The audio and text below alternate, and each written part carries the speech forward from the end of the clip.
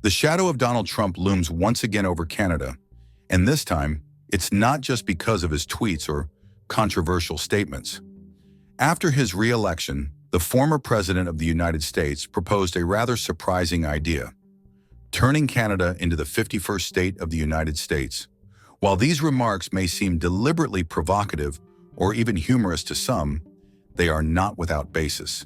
In fact, this proposal was taken very seriously by Canadian authorities and a portion of the population, and that's where we need to pay attention. Trump is not just making jokes. For him, this merger between the two countries could be a win-win solution for Canadians, eliminating tariffs, reducing taxes, strengthening Canada's security against the growing Russian threat in the Arctic, and, most importantly, regulating the increasingly concerning Chinese trade. It's an appealing economic vision, but also a major geopolitical transformation project. However, behind this provocative idea lies a geopolitical reality that deserves our full attention. If we look at the relations between the United States and Canada, we see that they are built on a solid yet fragile foundation, especially in a world that is becoming more and more multipolar and where the balance of military, economic, and political power is rapidly evolving. Canada, a peaceful giant, but vulnerable historically, the relationship between the United States and Canada has been almost ideal.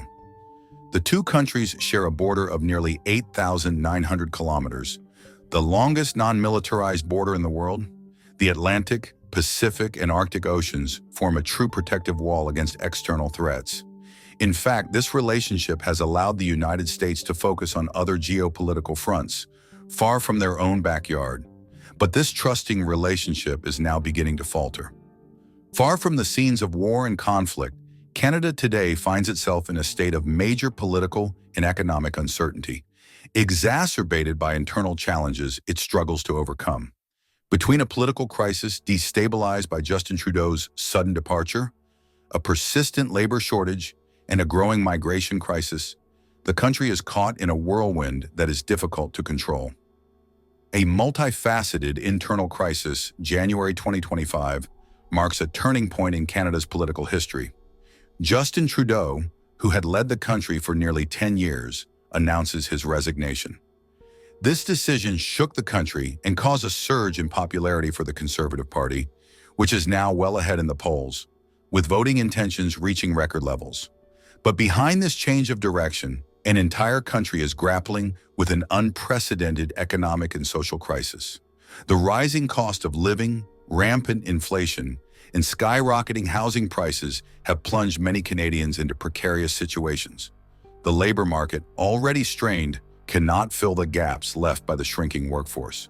In 2025, Canada plans to welcome 500,000 immigrants per year to address this worker shortage. But this solution seems to have perverse effects. The difficult integration of newcomers, combined with high unemployment among recent arrivals, highlights the flaws in a migration policy that is too open and poorly adapted. The ambiguous role of immigration in the current crisis.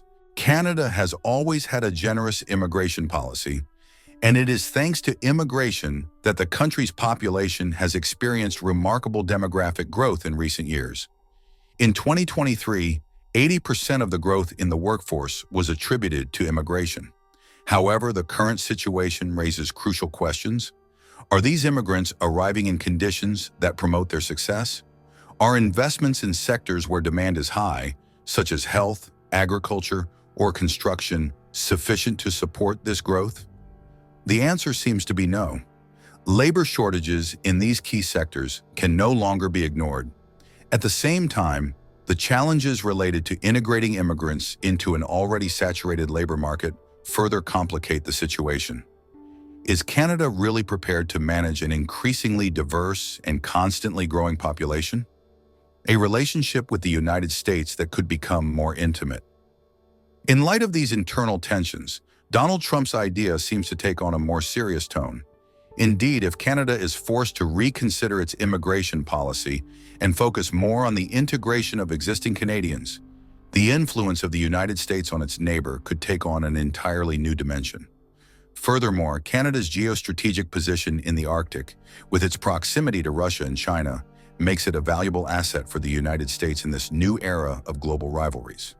But to what extent would this integration be beneficial for Canada? The question remains open. Would Canadians be willing to sacrifice part of their sovereignty for enhanced security and short-term economic benefits? And most importantly, what would be the cost to Canada's identity, already strained by internal tensions? Conclusion: a historical turning point on the horizon? Canada now stands at a crossroads. Between the appeal of a strengthened relationship with the United States and the need to preserve its independence and cultural identity, it will have to face choices that will determine its future for decades to come.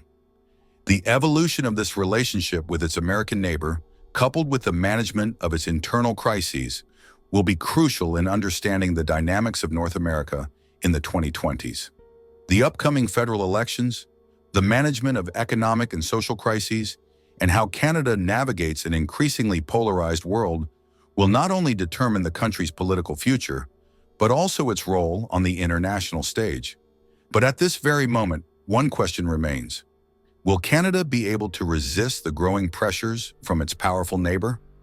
Or will it ultimately succumb to the seductive, yet risky idea of a union with the United States?